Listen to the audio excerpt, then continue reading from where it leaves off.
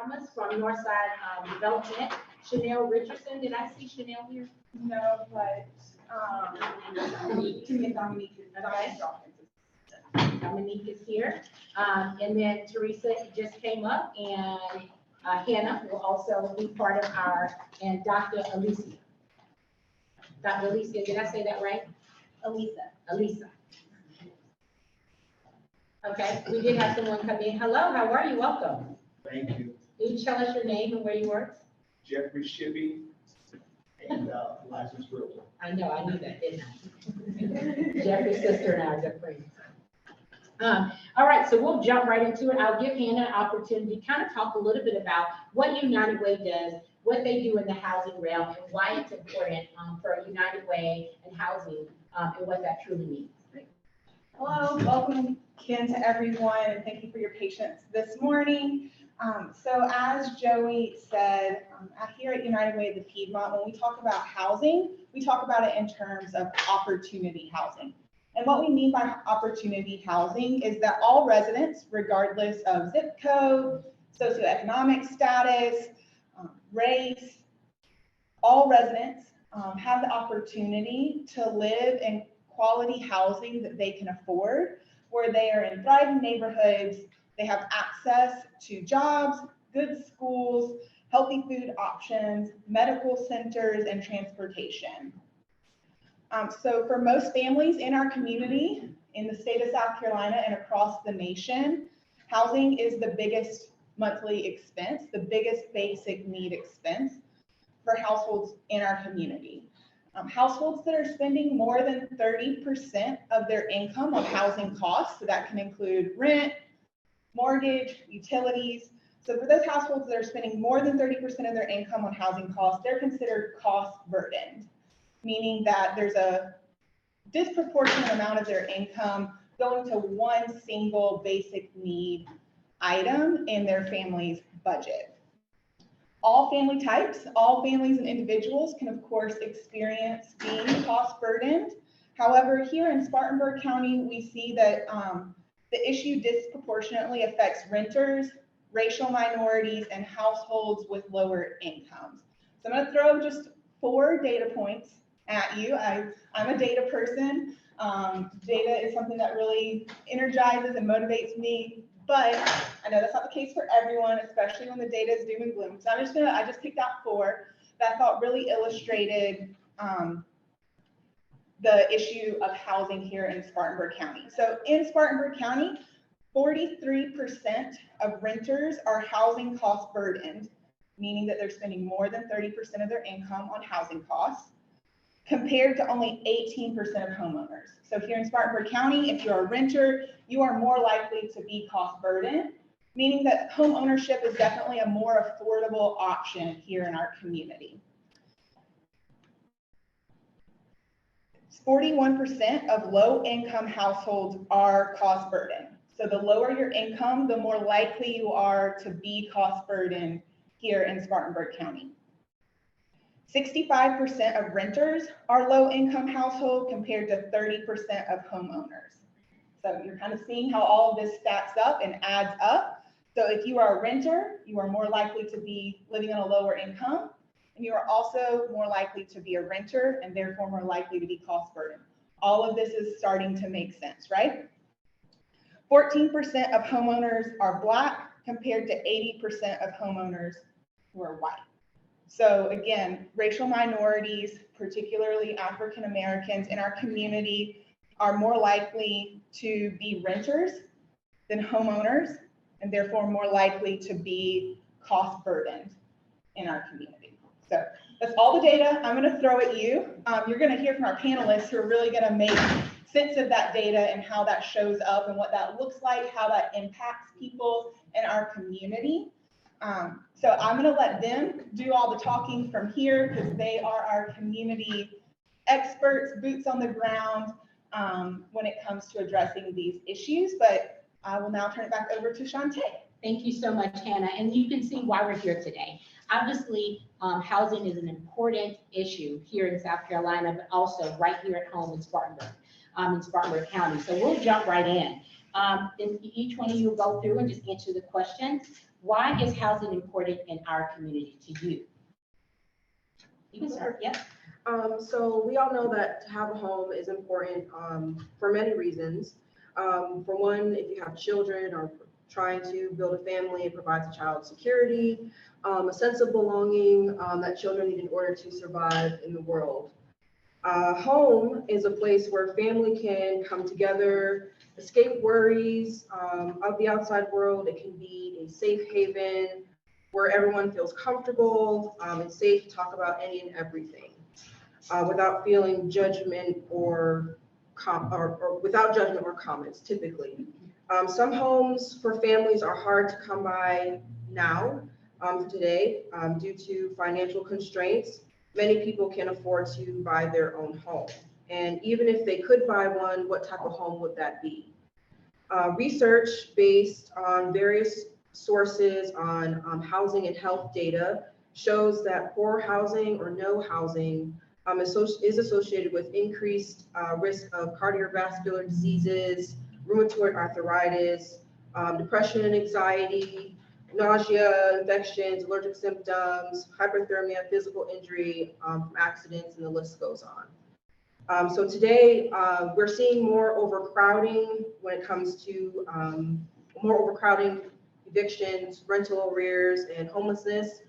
And we also know that housing is also important because it can stimulate and boost the economy. So this can go beyond the bare necessities of buying food, having better access to healthcare, because when you have someone that's, you know, a homeowner, it's ideally someone who has their own home, they're more apt to spend money within their own community, thereby stimulating the community.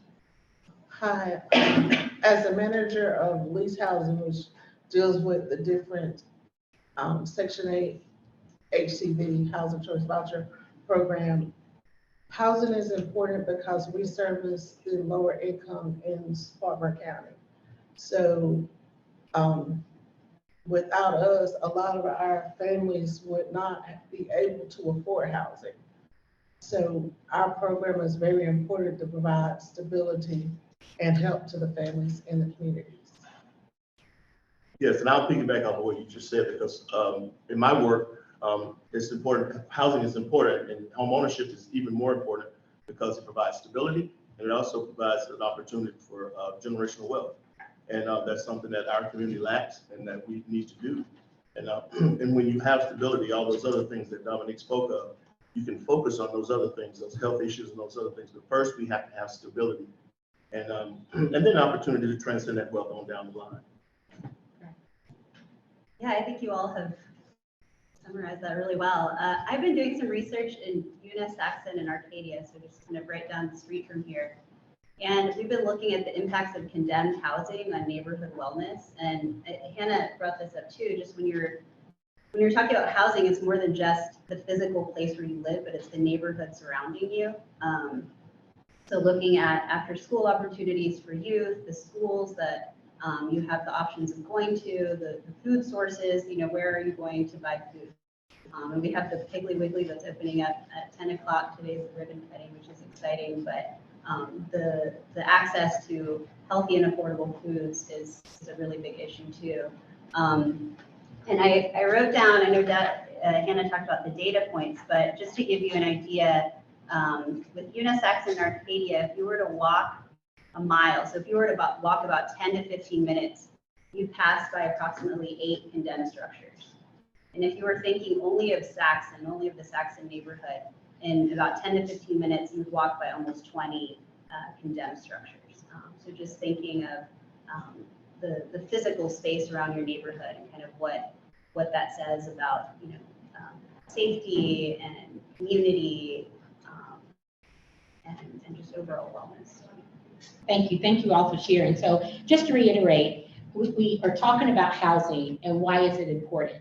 You know, what I heard you say is it gives us a sense of belonging. It gives us a sense of stability, generational wealth, but also it boosts economics in our economy. It's all a part of our health. We heard Dominique talk about, you know, how housing truly affects our health as people. So, housing has to be important, not just for that person looking for housing or looking for stability, or people who would end up homeless if we didn't have Spartanburg housing, but it also affects us because we know that when our kids are sick, they don't learn well.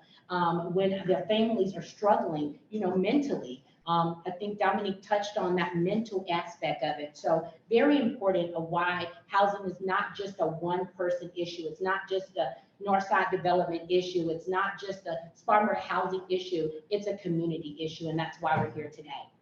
In your opinion, what are the top few challenges that you see in our community related to housing? Feel free to share a specific example. And we'll start with you, Dr. Elise. So I saw this in the email that you all sent, and it said 2 to 3 challenges, and I was trying to kind of summarize our data from this research project and had about 10 challenges. But one of the ones that I'll emphasize is the landlord and tenant relationships is a big piece that folks brought up this summer in our research. Talked a lot about changes in rent prices that kind of came out of nowhere sometimes, and kind of the vulnerability of being in those situations. And if you argue or you try to protest that, like what other options do you have? And a lot of people too talked about, we worked with a lot of Latino families talking about kind of the language barrier and other sorts of, say, like exploitative practices that are in play.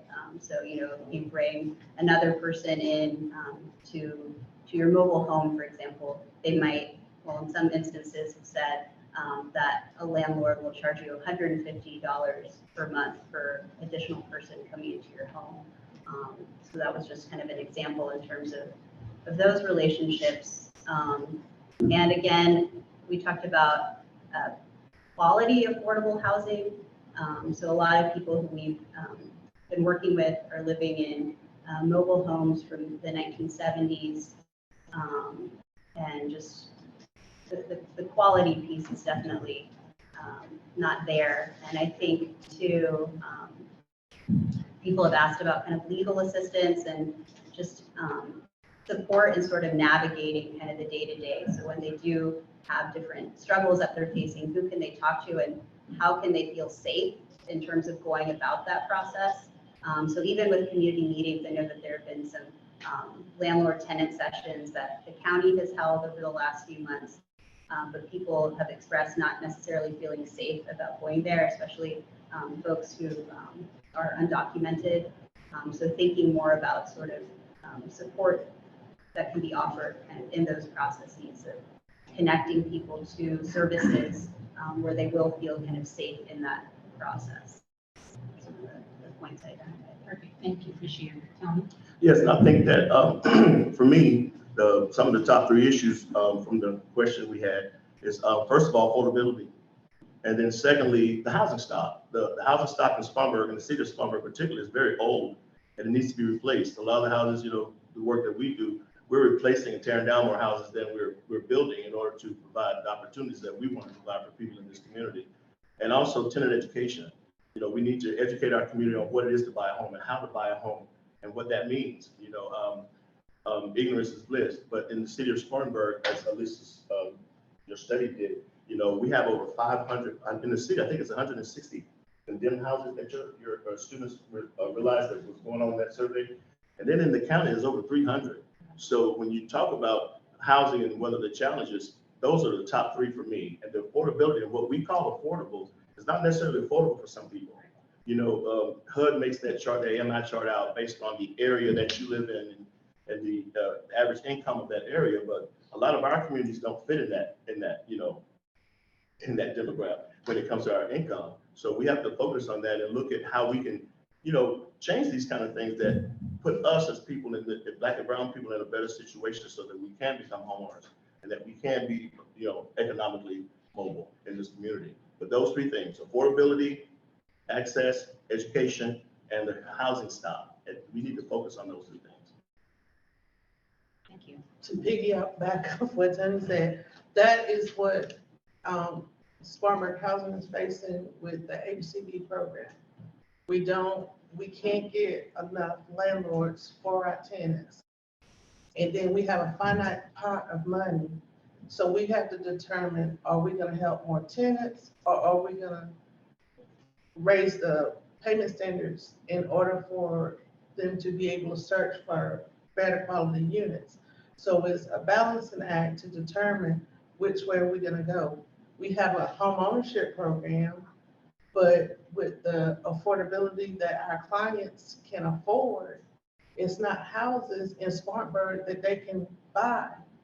So they end up in a situation where they would have to buy an older house, but then they have to invest so much money into the house to be able to get it up to where it will pass inspection. So it's like yes, we're giving you this, but you really can't use it because, I mean, we did have one closing this year, but we were hoping we would have a lot more. But when people are searching, they really can't find anything.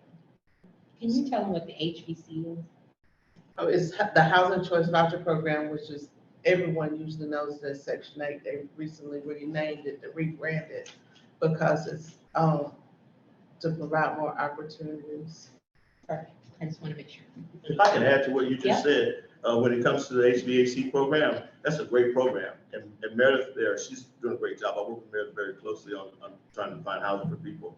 But with the HVAC program, it's a great program. But a lot of times, homeowners that were renters don't want to rent using that program because they feel like a lot of times Black and brown people don't necessarily take good care of their properties. So let alone the fact that a lot of times they won't even invest in those properties themselves, but want the individual tenant to do that, when they're not owners. Right. So that's another issue that compounds the problem, is when you have a great program, but you can't find people to participate in that program, provide housing for people who are marginalized. And I think we talked a little bit about that, the education piece, to not only our people seeking homes, but also to the landlords. I think that's where we have to have them better understand what the program is and how, just because, we may look different, doesn't mean I'm not going to come in and really take care of my space. Just because I'm taking care on a different program doesn't make me less worthy of a good home. And so I think that's truly important on that. And we talk about education, it's collectively with the tenant and the renter. All right, I'm sorry, I'm gonna give you a chance to answer. Just to piggyback off of Tony, what we've been seeing within our department of community development, but also across the industry again, is the affordability piece, income level, associated fees when it comes to being a homeowner and or renting, interest rates, as well as availability of finance. So if you have a homeowner that has either lost income, has sickness, and or has experienced a death in the family, that can hit home pretty hard. And so that can cause a family to get behind on their bills, their mortgage payments, or even lose their home. What we've seen within our department, we host the rehab program. Repairs are often a source of you have to pay for repairs within your home. So when the repairs are going to be needed, what happens when a homeowner can't afford to make that repair? For example, we had a homeowner that needed the roof to be replaced, and if that roof didn't get replaced, then there would be a leak in the home. That leak would then damage the flooring, and so one thing leads to another, and you get the gist. Another challenge is if you have a renter that has no rental history, or a homeowner that has no rental history, or poor rental history, such as prior evictions and or rent and utility arrears, it also can show insufficient savings as well. So we're kind of seeing all of that within our department. Wonderful. So we've heard challenges. Obviously, no, we didn't mention every challenge today. But what we did hear is about the affordability, the access, the education piece. So that turns to my question. If you had a magic wand and you could just wave it and solve our housing issues, what would you change? Well, I think the short answer is we want everyone to have decent, proper housing. I mean, that's the short answer.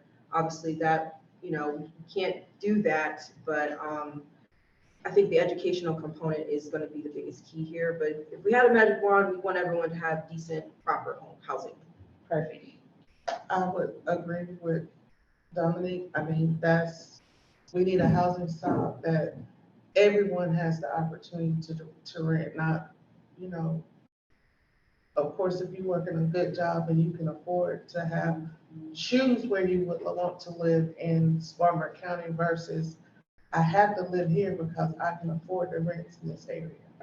So, you know, because of course, if you're in better, you can choose where you can go, your kids are gonna have better education opportunities. See different things and expand their horizons, so that's what I would want. Perfect. Tony, what would you change? For me, it's just going back and changing the rules and how we play the game. You know, there's so many obstacles out there when you're trying to help people with housing and getting them in affordable housing, and whether it's market rate or affordable, either one. The rules, you know, have to be changed for me. That will make it more equitable for people across the board. I think that's the first challenge that I would. Very inclusive, Yeah. a very inclusive. Great. Yeah, I agree with all of those. And I think too, making sure that the changes are community driven, so that you have that community buy-in and the community input throughout the process, because I feel like that's when the changes will be long lasting. And that's like the investment of the neighborhood. But we don't have a magic wand, but we can impact change. Can you give me a specific example of an initiative that you and your company may be working on to help combat some of the issues that we've talked about today? And we'll start with you. We have instituted Spartanburg Housing is moving to a move to work agency, which is an opportunity from HUD that they give so many cohorts every year. And we will be focusing on landlord initiatives. So we're looking to build a program where we can recruit more landlords, and included in that will be tenant education, landlord education. We're gonna try to get like a symposium between landlords and tenants so they can discuss how a landlord sees things, how a tenant sees things, and so maybe we can meet in the middle to make it more opportunities for our families on the program. So that's a big thing that we'll be rolling out in the future. Of course, tenant education is a big thing. So if our tenants are more educated and know what's expected of them, we want them to be a good neighbor. We don't want our families on Section 8, when you drive by, you can say that's a Section 8 house. Right. We don't want that. We want it to be a community. We just help pay your rent. We're not dictating anything else. So we want to be able to move anywhere in Spartanburg County and be happy and succeed. Wonderful. Thank you. Tony? And that's some of the same thing. I'll piggyback off you once again. It's tenant education, so that tenants know how to live in their house properly. Some people don't realize that a lot of people don't know how to clean a house. They don't have the knowledge to do that. Vacuum cleaner. I mean, we find that to be something that a lot of people just don't know. And so that tenant education, not only that they can take care of their property, but also that they know the ins and outs of home ownership.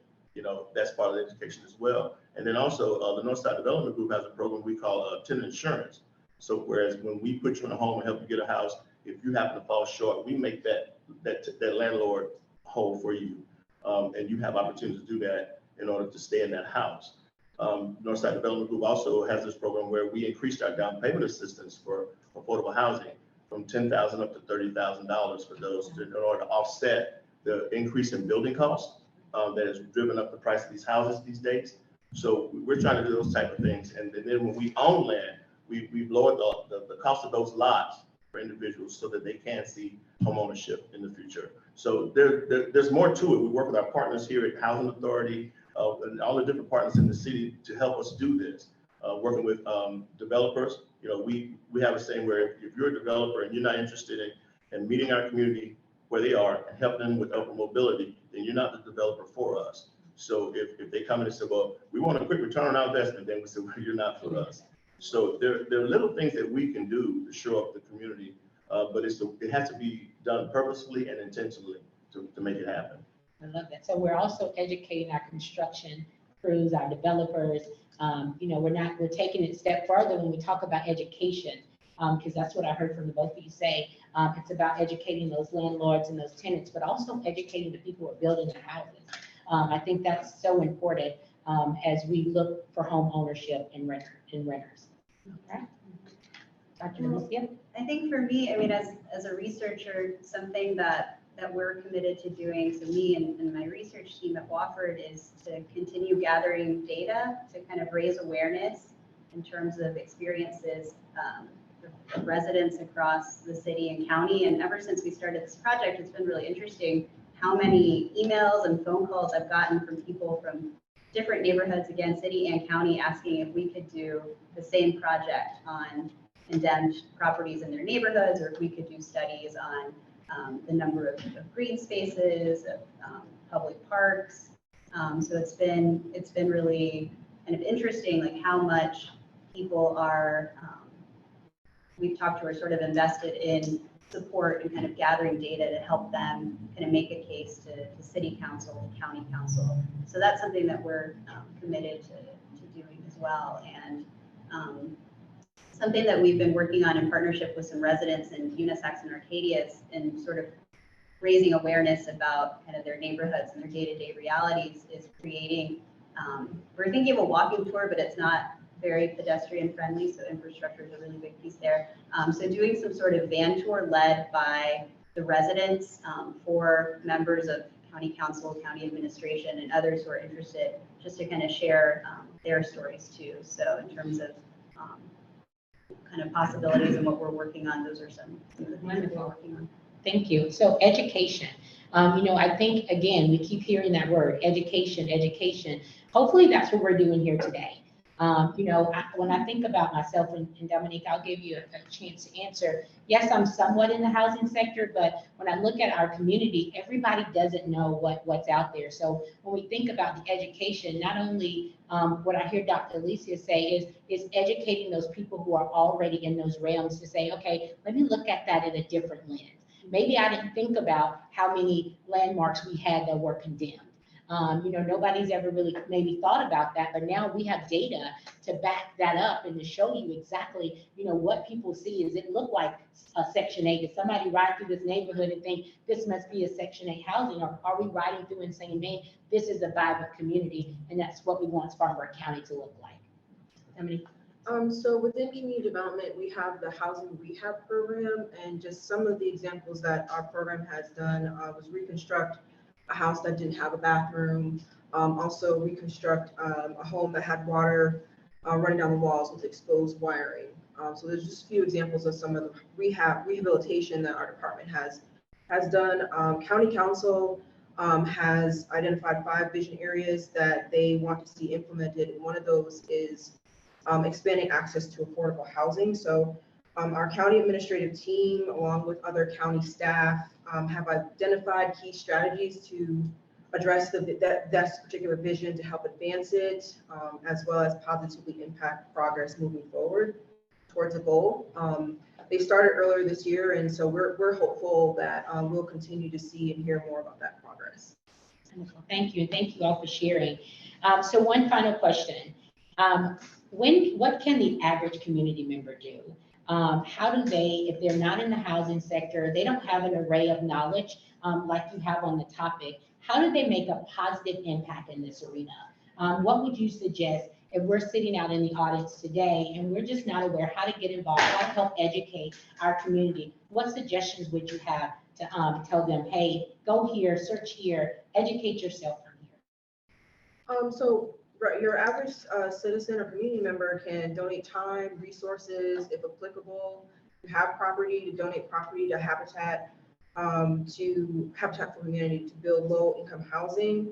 I think the biggest component and part of this discussion today is just continuing to keep informed on housing-related activities within your specific community, and just to stay educated. Allow and advocate for affordable rent within your area, but also just to continue to be involved with, for example, your neighborhood associations, being vocal at city council, coming to county council, coming to events like this, signing up for events and webinars such as this, and just kind of being an advocate for your community. The more that you get out there, the more that you learn about, you know, what's going on, the better informed you are, but the better informed your community will be. Thank you. Well, with housing, it is a little bit different. So, but educate yourself, ask questions. If you see something and you don't understand it, try to figure out who you need to speak to. We're participating in the Spartanburg citizenship program. You participate in different programs throughout your community to learn. And I will tell you with Teresa, I recently joined the Spartanburg Housing Board, but it was an eye opener to me because I had not visited the website in a long time.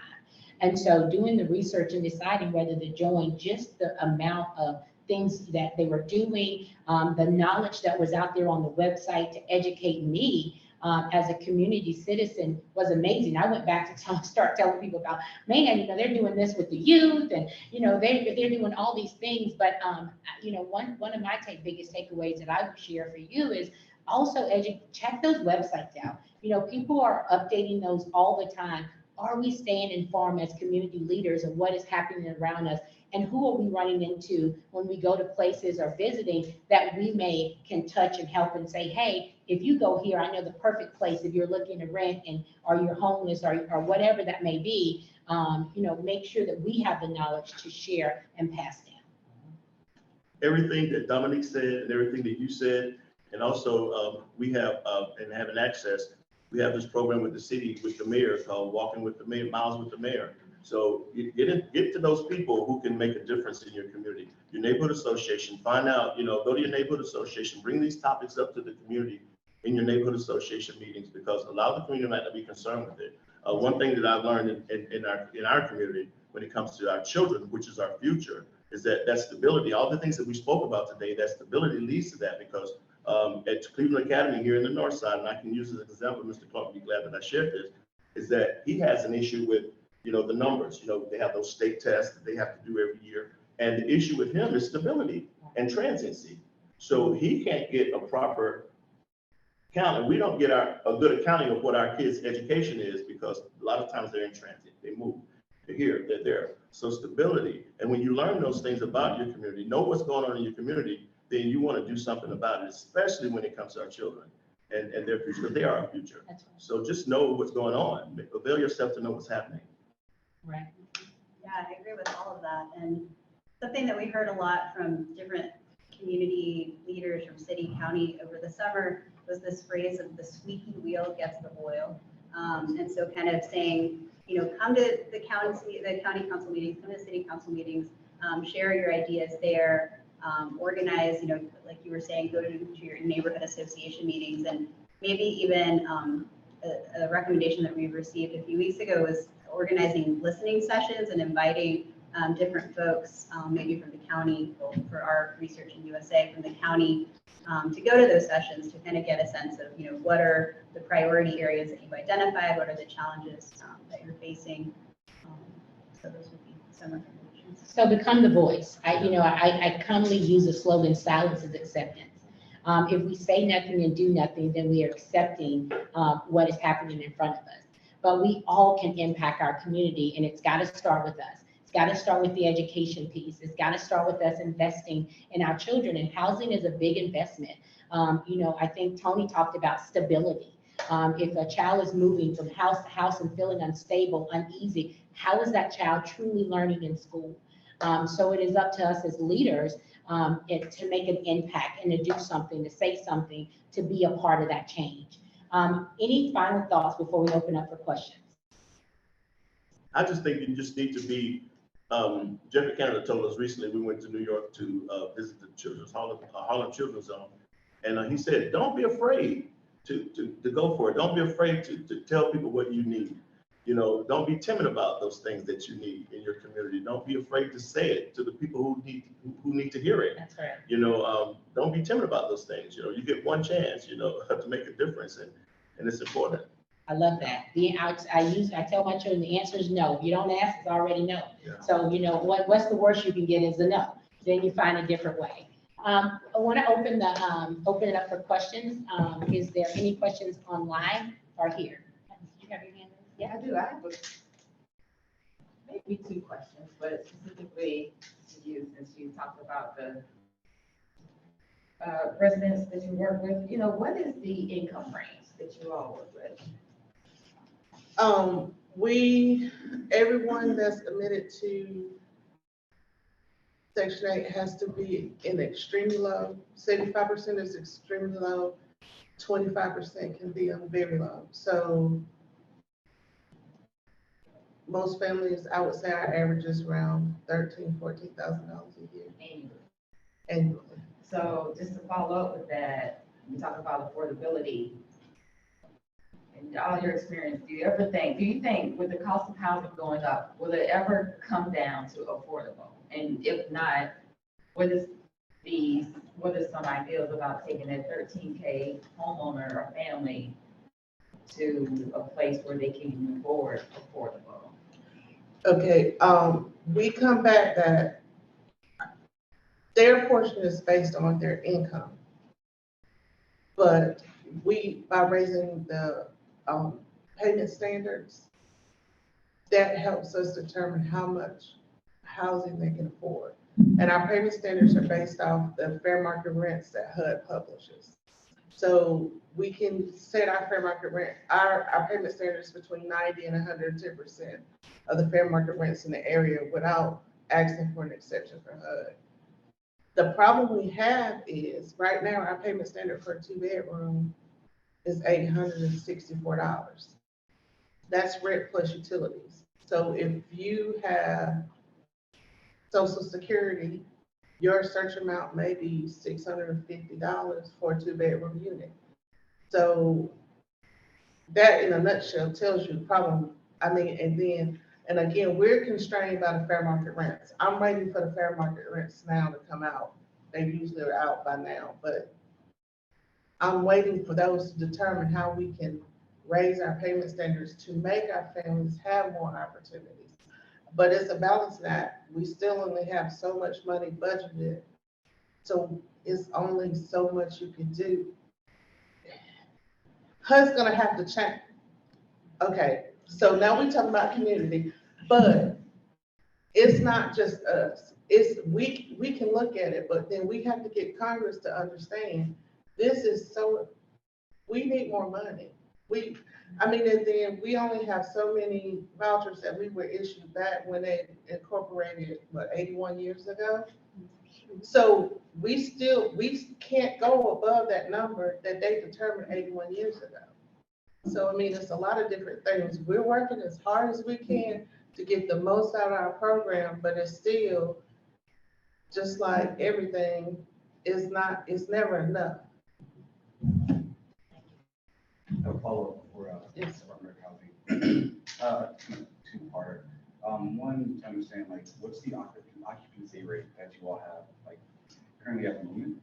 And then secondly, have you all really looked at the source of income discrimination and trying to take a more positive perspective around making sure the kind of income that a person has does not determine whether or not a landlord can omit or accept their applications? Okay, I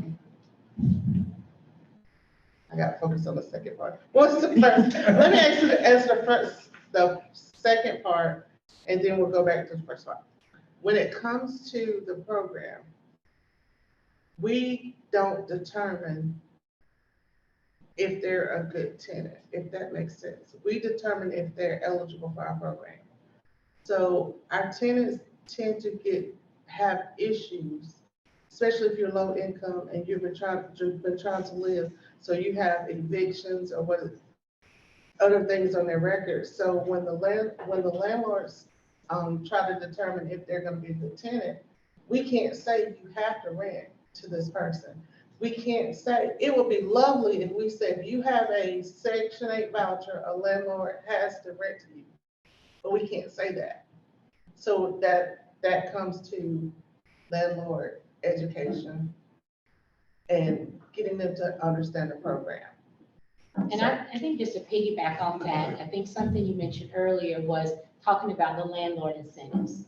I think that, one, we have to educate those landlords, because I hear what you're saying, is if I go in and I'm a landlord and there's some discrimination there on who I want to rent to, it's up to us to help educate that landlord. But two, I think the other thing they're working on is a landlord incentive. So being a part of the housing and taking vouchers, you will then get an incentive as a landlord.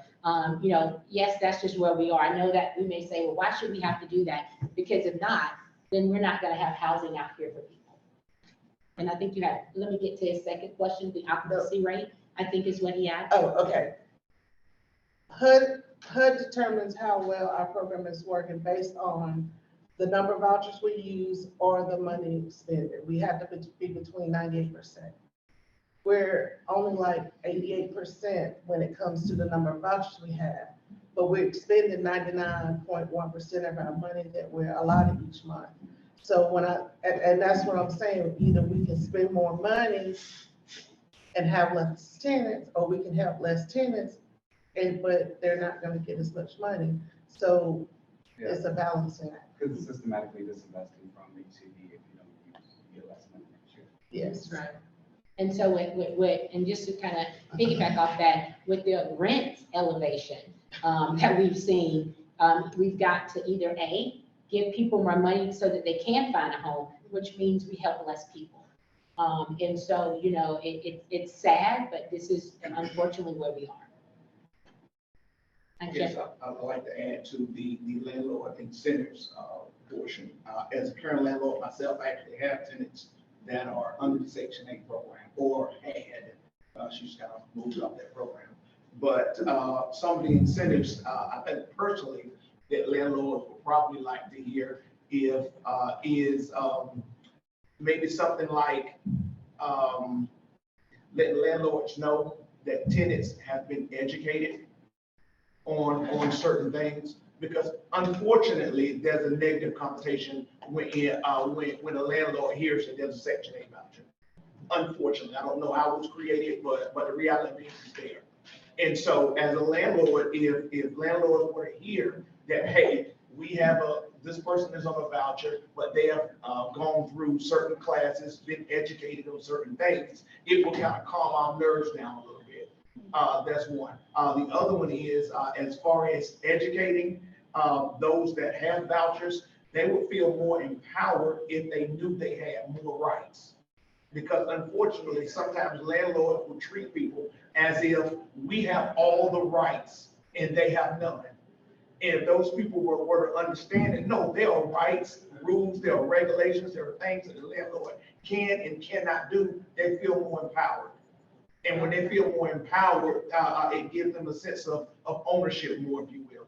So I think that type of education will just be astronomical as far as building the bridge between landlords and tenants.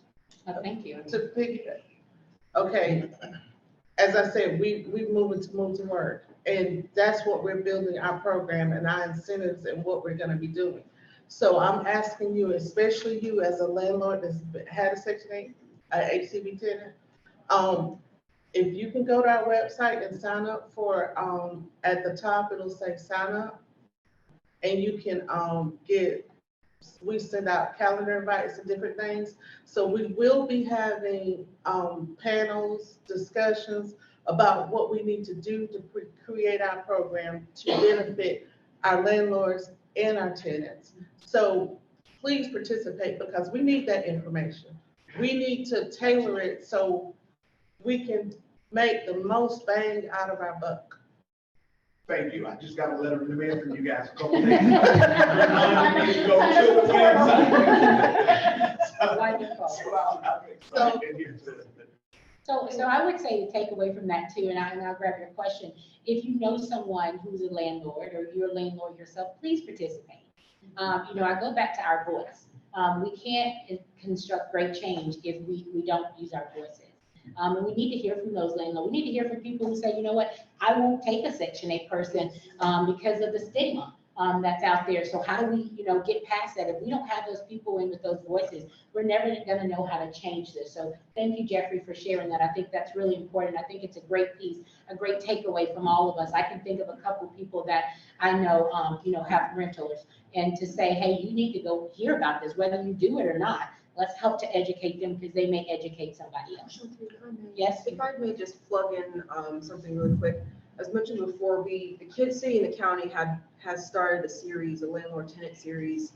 We started this past summer, and that will continue for as long as we need to. And the goal of it, as it was brought to us, was for that specifically, was to educate tenants as well as landlords.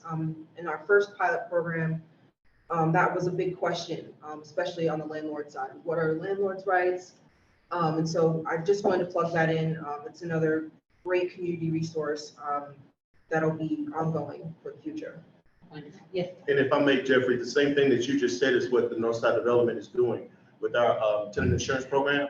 So we're looking for landlords in the community to sign up for the program, first of all, and then anybody we refer there, any tenant that we refer them to, that landlord knows that tenant has been through the education program that we offer, and that he'll be, and that is to prevent them from falling short. Right. But if they do fall short, we let that landlord know that we will make them whole. Make them right. Right. Perfect. That's some reinsurance there. I love that.